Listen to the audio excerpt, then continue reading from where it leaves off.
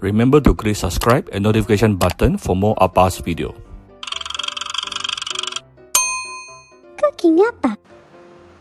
Hi, this is Cooking Appa. Chinese New Year is coming, so we will always cook during the reunion dinner. We will always cook a lot of meat, a lot of fish. So this is one good idea for you, which is spare rib. Okay, I'm actually using baby ribs today. Why I choose baby rib? Because baby rib usually is more meaty, more meat, and softer. But of course, you can just use the normal spare rib. Yeah. So I have approximately 400 grams of baby ribs here, cut into chunks like this. Okay. When you buy spare rib, you can actually ask the butcher to cut it to the size that you like. If not, sometimes it's very difficult to cut. But of course, baby spare rib is definitely easier to cut at home if you want. Other than that, we will look. I'm going to make this thing called sweet and sour spare rib. Sometimes it is called Zhenjiang排骨. Sometimes it is called 糖醋排骨.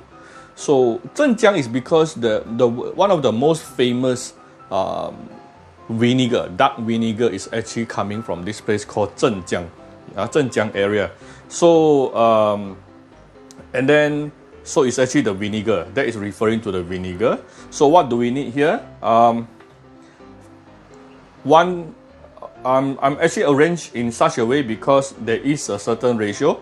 1 ratio of rice wine or Shaoxing wine, 2 ratio of rock sugar or white sugar, 3 ratio of black vinegar, 4 ratio of light soy sauce, 5 to 6 ratio of water. So it's going to be 1, 2, 3, 4, 5. All right. So here the ratio I'm using here, together with my 400 grams of spare rib, I'm actually using a tablespoon. I'm using a normal tablespoon like this. So 1 tablespoon of Shaoxing wine. So I repeat. 1 tablespoon of 1 ratio of Shaoxing wine, 2 ratio of rock sugar or white sugar, 3 ratio of dark vinegar, 4 ratio of light soy sauce, and 5 or 6 ratio of water. There's only 2 very simple steps. Number 1, to blanch the spare rib. Number 2, just to cook all this together and let it reduce. Done. Very, very simple, but extremely flavorful, and your kids will love it. So first of all, we are going to blanch the pork rib. Prepare a pot of water. Don't boil it first. Put in the spare rib. Then only you raise the heat until it is boiling, and let it boil for about 1 minute. You can actually put a little bit of rice wine here if you like, optional. Basically, ribs are not so bad, especially baby ribs. The whole reason for doing blanching is to remove the gaminess from the pork. Yeah, so bring it to a boil. Let it boil for about 1 minute. Take it out, wash it, done. Alright, it has been boiling for the past 1 minute. Look at all these scums coming up. All these are the excessive blood hiding inside the bones. Okay, it's actually a lot more than I thought. So all these actually are the source of the gaminess. So by doing this, we have at least removed 80 to 90% of the gaminess from the pork rib itself. And now you can actually take it out. Always remember, put the pork ribs into cold water, then only you raise the heat. By doing this, then only your blanching process can be more efficient. And not put in the meat when the water is already boiling. Yeah. Okay. Just wash the pork ribs nicely, and then we can start cooking. Alright, I have washed my spare rib and baby ribs and also the wok. Now we can open fire. I'm actually using electric stove. We can now put in the water, the light soy sauce, the dark vinegar, rock sugar, Shaoxing wine.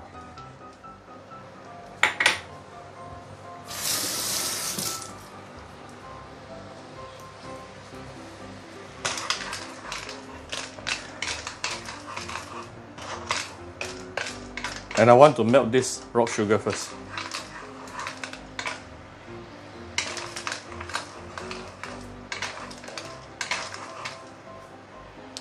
It won't take very long, probably a minute or two. We'll come back shortly. After about 1 minute, the sugar is almost melted. I'm going to put in the porridge. You can also deep fry your porridge first before coming to this, up to you.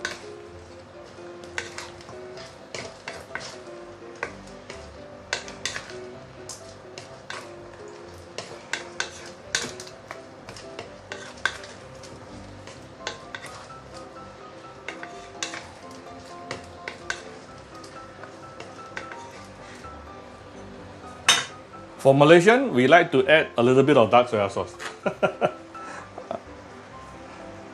This is totally optional. More for the color than anything else. Give it more caramelized color.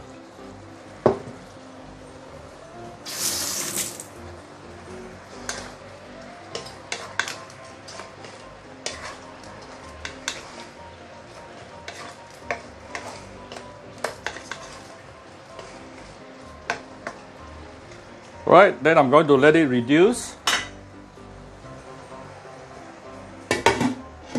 Cover this with a lid. Let it reduce for a couple of minutes under medium heat. Now this, you don't want to make it dry up, so you may want to stand here and look at your pot, yeah, or your wok. Once you notice it actually started to reduce to not fully dry yet, but almost dry, then you open the lid and give it a few more stir. All right, let it reduce. Right, this after about 6-7 minutes, you can see the sauce has already thickened up. So all we need, see, ooh, this is looking so good. Like I mentioned earlier, if you really want to give it more nicer fragrance, you can deep fry your pork rib before coming to this, before putting in your pork rib into the sauce. Okay, basically it's already done. Everything is nicely coated with the sauce, the sweet and sour sauce. Let me serve it. Okay, so here's my sweet and sour pork ribs. If you like my video, do share my video on your Facebook to your friends. Come to Cooking Appa Facebook fan page to click like and follow button. Follow Appa on Instagram and subscribe to Cooking Appa YouTube channel. The darkness, you decide. If you don't want it to be this dark, you can actually don't put in the dark soy sauce. Just, it will still become dark because of the dark vinegar. Alright, thank you very much. Bye bye.